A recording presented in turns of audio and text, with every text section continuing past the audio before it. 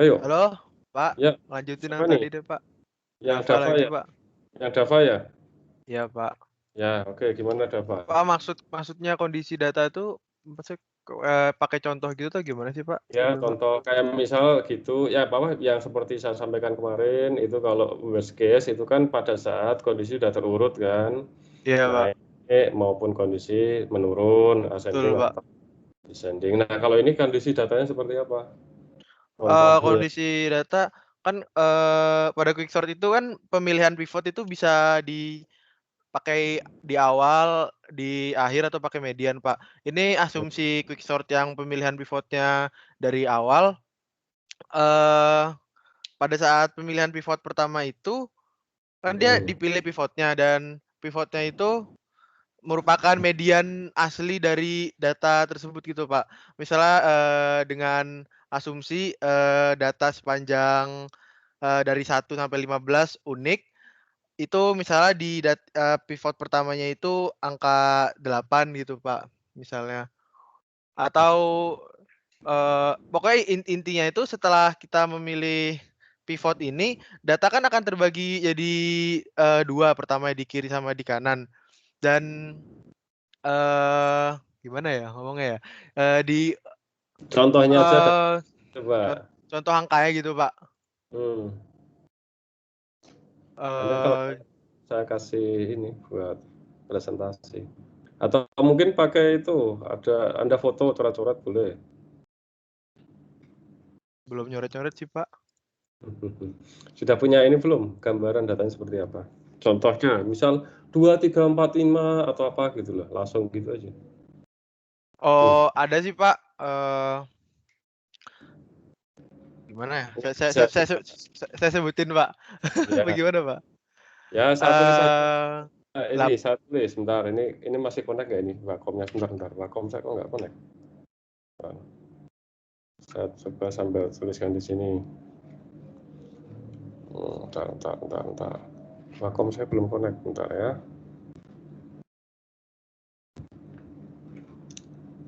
Nah, sudah. Yuk, datanya gimana?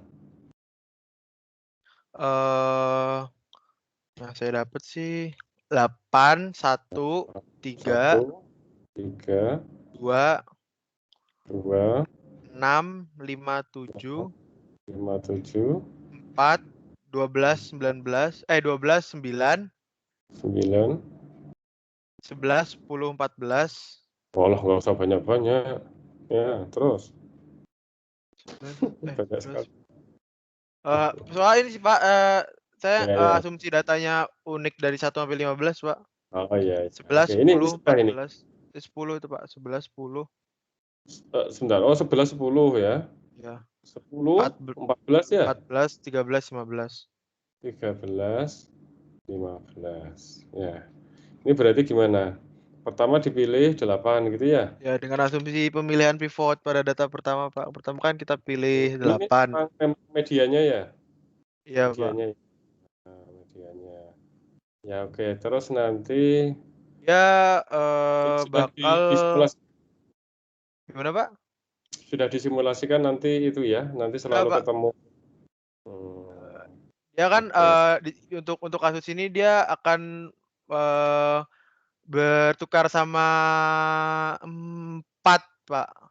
Ya, dia bertukar sama 4 ya. Berarti Ya, 4, di sini 8 gitu ya. Ya, oke, ya. nanti jadi di sini nilai-nilainya itu ya. Oke. Oke, sip, Java. Itu logat India kayak. Catat dulu, walaupun oke ya. Ini Java F-nya 1 atau 2? F-nya 2, Pak. Java siapa? Dava Barin, Pak. Barin ya. Oke, nanti saya search. Nah, gini, sebenarnya adalah yang lebih simpel kalau kita pengen membuat sebuah contoh yang sifatnya general gitu ya. Nah, ini mungkin nggak terpikir di Anda ya. Oke, ini oke lah. Saya percaya aja ya. Mungkin saja memang ada seperti ini karena nanti mungkin sudah disimulasikan sama Dava ya sampai yang bagian akhir di mana dia nanti akan diparo-paro apa tuh namanya problemnya dan itu apa tuh namanya yang selalu terparuh menjadi 2 dan selalu elemen pertamanya nanti itu menjadi median. Tapi ada yang lebih gampang, yang lebih general. Ini belum. Oh ini terjadi saat data atau semua elemen data ya, semua elemen array gitu aja lah. Saat semua elemen array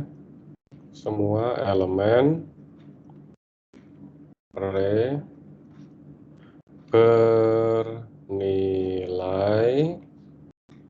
sama. Ini kok bentar. Error Wacom saya. Bentar. Kok error Wacom saya, bentar ya. Ya. Iya kan? Contoh. Sebentar, Wacom saya error. Kok bisa error? Bentar ya. Misal nilainya adalah 444 gitu ya. 4444 semua gitu ya. Misal 4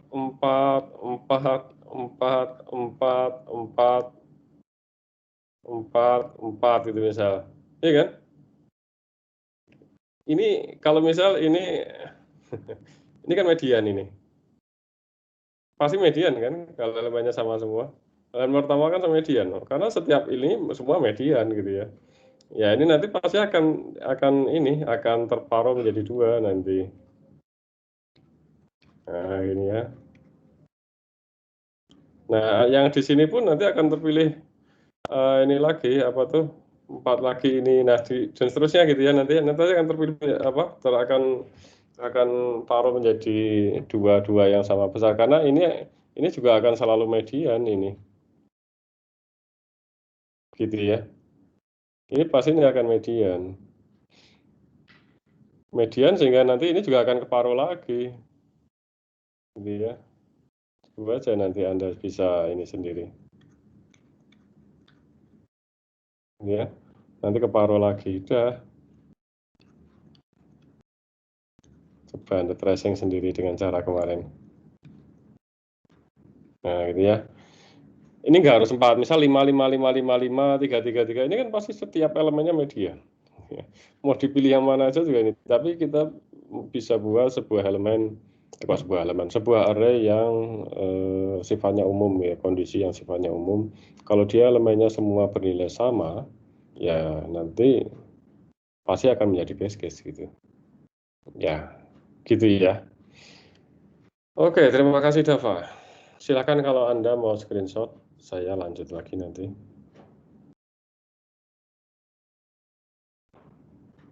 Sudah ya?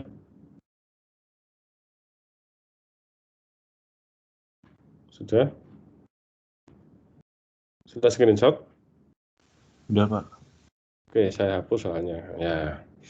Kita lanjut ke selanjutnya.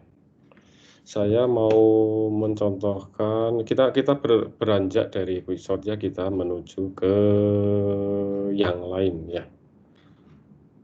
Kemarin kita sudah di sini. Sebentar, ini yang coba saya lihat dulu. Oh ya, ini aja. Satu aja lah, mungkin 2 nanti dengan yang perkalian matrik ya untuk materi kali ini. Karena tiba-tiba sudah 3:30 aja ini tadi karena tertunda lama sekali tadi. Ya, misal perpangkatan pangkat n ya. A pangkat n. Kalau secara brute force, Anda tahu kalau brute force itu kan dia langsung ke permasalahannya gitu ya, langsung ke permasalahan. Straightforward. Jadi dia langsung ke permasalahan. Kalau namanya A pangkat n ya nanti A kali A dan seterusnya sampai n kali. Ya. N kali ya. Nah, gitu kan?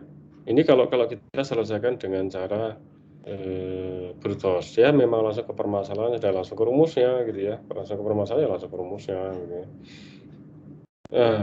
Oke. Ya kalau ada rumusnya ya. Kalau sorting kan nggak ada rumusnya, tetapi ya yang namanya sorting Kalau brute force-nya ya berarti 2 elemen bandingkan, kalau lebih kecil tukar taruh di kiri kan gitu, itu seperti bubble sort kan seperti itu. Nah, oke. Dia kalau N-nya sama dengan 0 baru dikasih nilai 1 ya. Ini kan A pangkat 0, ini kalau N-nya 0 ini kan semua A kalau dipangkatkan 0 kan selalu nilainya 1. Ya. Nah, oke. Lanjut. Ini program yang sudah Anda kenal sejak kuliah awal tentang pemrograman ya. Saya lupa namanya sekarang apa ya, ganti-ganti nama, ganti kurikulum. Dulu pernah pemrograman komputer, terus pernah dasar komputer, pernah dasar algoritma pemrograman DAP, sekarang namanya apa ya. Nah, ini dulu sudah Anda kenal sejak awal-awal Anda kuliah tentang pemrogramannya. Ya, yang intinya adalah ya dia dikalikan sebanyak n kali gitu kan. Jadi ini iterasi ini nanti sebanyak n kali. Oke, itu nanti akan menghasilkan A pangkat n. Dan big O-nya itu adalah n, ya karena perkaliannya itu dilakukan n kali kan gitu ya. Ini akan dilakukan sebanyak n kali. Dulu waktu kompleksitas waktu sudah pernah saya ajarkan. Bukan saya ngajar ya, tapi dosen Anda sudah ajarkan waktu kuliah AK. Nah, sekarang bagaimana dengan divide and conquer? A pangkat n. Ini kalau dengan ini ya, dengan divide and conquer ini kalau n-nya sama dengan 0, maka kita kasih inisialisasi bahwa A pangkat n itu adalah 1 jika n-nya sama dengan 0. Nah, untuk n-nya yang lebih besar dari 0, jika n genap, nanti ada kondisi jika n genap, maka nanti A pangkat n-nya itu adalah A pangkat n per 2 kalikan ini ya. Prinsipnya gitu, jadi ini dibagi menjadi 2 diparuh gitu ya, kalau n-nya tadi. Ini kalau n-nya genap ya, berarti dibagi menjadi 2. Misal 8 ya, berarti nanti ini ya, 8 dibagi 2 gitu ya. Ya, oke. Kalau n ganjil, misal kalau di sini 9 dibagi 2 kan nggak bisa, pangkatnya ada tengah-tengahan. Jadi kalau n ganjil ada kondisi, nanti ya n per 2 kalikan dengan A. Seperti itu. Dan ini juga sebenarnya nggak menyalahi dari rumus kan, betul kan? A pangkat n itu kan n per 2 kali A pangkat n per 2 kan gitu. Misal gini, 2 pangkat 8, ini sama dengan 2 pangkat 4 kalikan 2 pangkat 4 kan, ini juga nggak salah kan. Gitu ya. Atau yang kecil lah, bisa Anda buktikan ini 2 pangkat 4, ini 2 pangkat. Nah, ini kan. 4 kali 4, 16, ini sama saja ya. Ini kan n per 2, kalau ini n, ini kan jadi n per 2-nya. Ya, ini juga sama saja. Ya, oke gitu ya. Nah, ini n per 2-nya itu maksudnya div ya. Apa itu namanya? Dibulatkan ke bawah gitu ya. Dibulatkan ke bawah. Kalau misal 2 pangkat, contoh berapa ya? 2 pangkat 5 itu berarti sama dengan A pangkat 4, A pangkat 4 kalikan A gitu. Maksudnya gitu ya. Ya bukan terus 2,5 kali 2,5 ya, ini maksudnya ini dibulatkan ke bawah gitu ya. Jadi A pangkat 4, A pangkat 4 kalikan A. Nah gitu. Oke. Nah, prinsipnya adalah seperti itu. Oke, sekarang kita lihat ini adalah simulasi dari algoritma divide and conquer untuk perpangkatan ya. Contohnya 3 pangkat 16 ya. Ini kan ya 3 pangkat 8 kali 3 pangkat 8 kan gitu ya. Prinsipnya kan gitu, sehingga dapat kita tuliskan sebagai 3 pangkat 8 kali 2 kan gitu. Dikuadratkan. Ini kalau nanti sebagai operasinya gitu ya. 3 pangkat 8 kali 38. Nah, kemudian ini kan nanti dibagi masing-masing. Misalnya 3 pangkat 8 kalikan 3 pangkat 8. Aslinya kan gitu, cuman ini kan penulisannya nanti gini. Nah, ini nanti adalah 3 pangkat 4 kalikan 3 pangkat 4 kan. Kali 3 pangkat 4 kali 3 pangkat 4. Atau kita tuliskan gini lah, ini penulisannya biar nanti simpel. 3 pangkat 4 kalikan 4 apa? Dikalikan 4 kali maksudnya. Pangkat 2 atau dikuadratkan lagi kan gitu.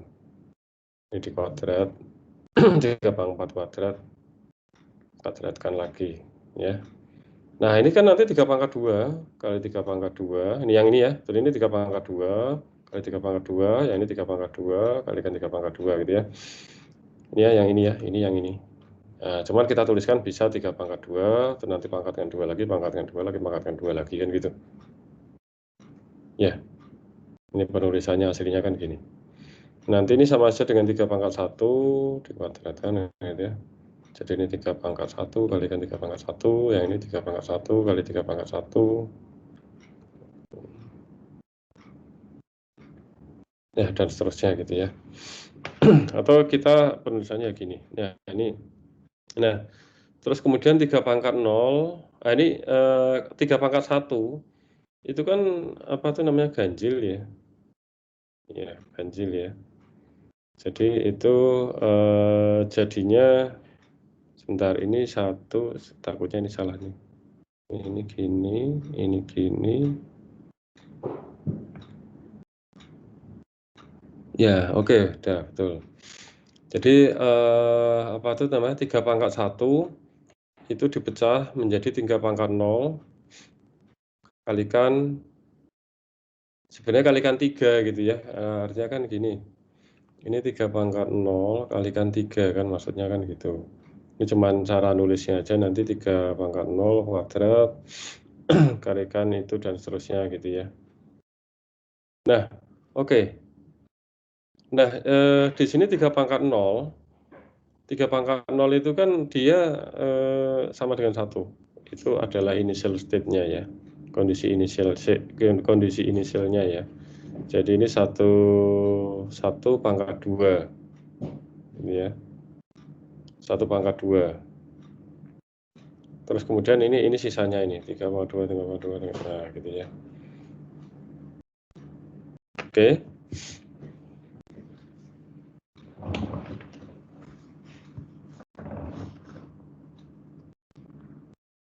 Nah, oke, ini kan sebenarnya adalah, kalau 1 kuadrat kan itu jelas 1 ya. Ini berarti kan sebenarnya perkalian dari 3 kuadrat ya. Ya ini kan 1 kali 3. Ini kan 1 perkalian ya. Ini 1 kali 3, ini 3.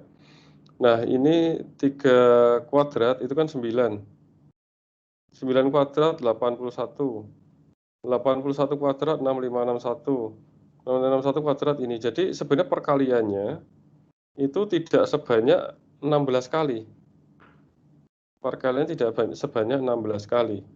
Jadi kalau kita lihat di dalam algoritmanya, itu ya. Jadi ini adalah function eksponen 2. Ini dia memanggil dirinya sendiri. N itu di div-kan 2. Ya. Ini kalau kita cari kompleksitas waktunya, karena ini adalah model divide and conquer, jadi kita susun, dan ini apa itu namanya, rekursif ya, sehingga kita buat relasi recurrence. Relasi recurrence adalah seperti ini. Ini artinya kalau dia n-nya sama dengan 0, nggak ada perkalian kan, jadi ini 0 kali. 0 kali. Nah, kalau n-nya lebih besar dari 0 ya, n-nya lebih besar dari 0, yang ini ya, maaf, yang ini.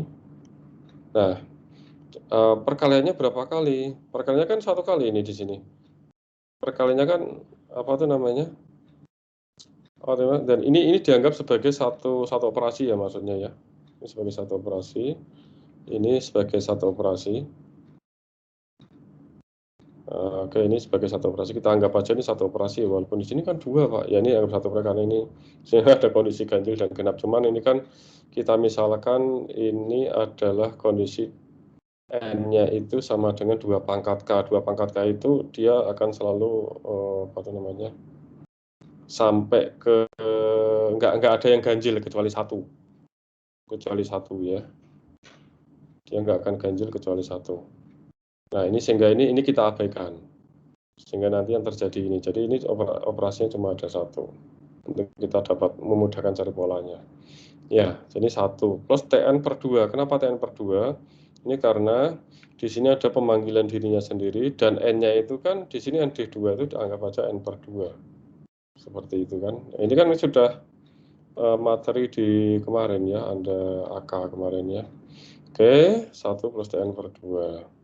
Nah, ini saya kira bukan cakupan di kuliah ini lagi, tapi Anda harus tahu bagaimana proses untuk mencari ini. Coba kalau Anda bingung dengan cara deret atau dengan cara tulis, coba Anda selesaikan dengan cara ini, apa tuh namanya, dengan cara yang persamaan karakteristik. Simpel sekali ini. Coba di rumah ya, tugas di rumah. Nah, tugas-tugas gini nanti biasanya saya keluarkan jadi kuis ya. Saya nggak minta Anda untuk kumpulkan, bisa aja nanti jadi ini soal di kuis. Ya, coba nanti Anda cari dengan yang bekal dari kuliah AK kemarin, ini bagaimana nanti mencari kompleksitas waktunya. Simpel sekali ini. Nah, nanti didapatkan TN, ini sampai TN-nya ketemu nggak di sini ya? Saya nggak tahu, ini kayaknya nggak sampai ketemu ini di sini.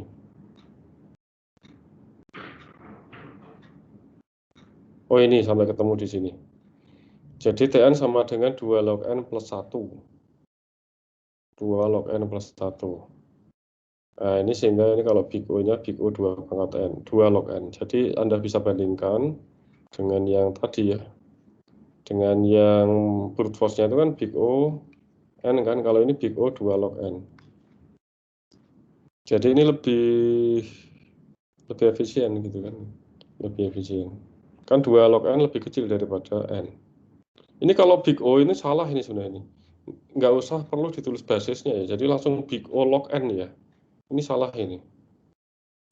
Mestinya big O log N, nggak usah ada basisnya, nggak ada lagi, karena kalau sudah jadi big O, kalau misal big O 2N ini juga salah ini, jadi langsungnya big O N gitu ya, ini nggak usah dituliskan.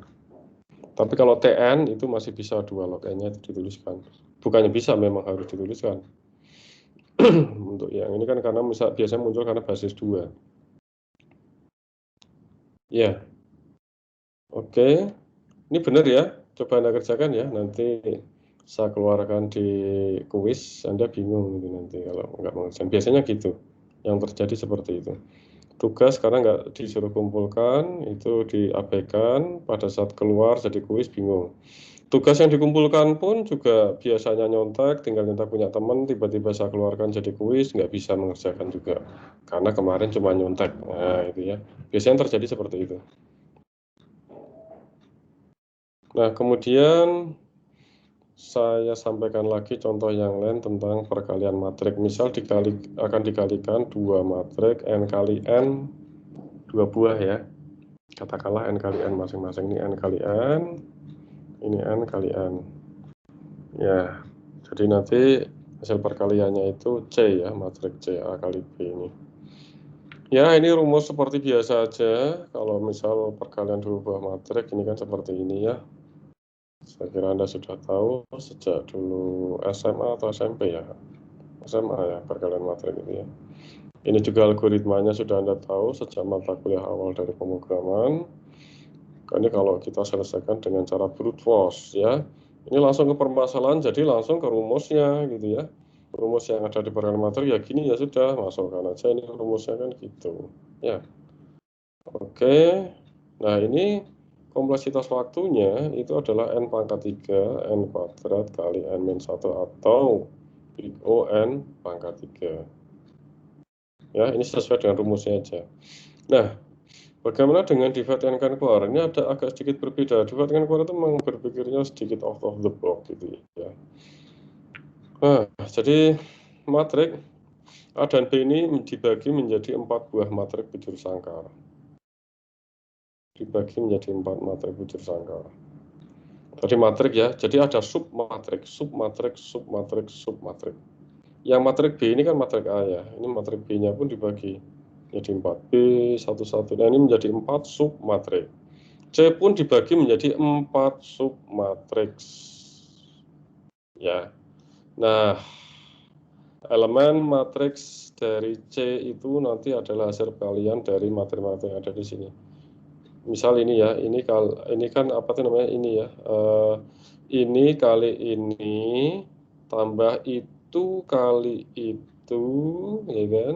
Nah ini kan, nanti akan menghasilkan inu. Nah, itu kan ya, dan seterusnya.